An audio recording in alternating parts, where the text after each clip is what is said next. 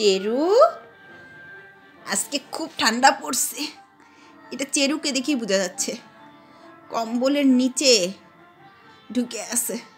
ও সহজে কম্বলের মধ্যে ঢুকে না, আজকে একেবারে লম্বা হয়ে কম্বলের মধ্যে ঢুকে আছে। কি কিউট লাগতেছে, তাই না? চেরু, ও চেরু, চেরি, চেরি বাবু, আজকে তুমি কম্বলের মধ্যে কি করো বাবা? খুব ঠান্ডা লাগতেছে না? এত কিউট লাগতেছে। এই যে কম্বলের মধ্যে ঢুকে আছে, আজকে খুব ঠান্ডা, তাই না? একটু বাইরে দিয়ে ঘুরে আসো, যাও চালিয়ে দেখে আসো তোমার ভাইকে, ও কি করে। ফ্লোরাও তো বাইরে গেছে, যাও ফ্লোরা মাকে খুঁজে নিয়ে আসো ঠান্ডার মধ্যে, যাও। কি স্বার্থপর ছেলে, দেখো কম্বলের মধ্যে কেমন কেমন করে শুয়ে আছে, দেখো আরাম করে কম্বলের মধ্যে একদম লম্বা হয়ে টান টান হয়ে শুয়ে আছে।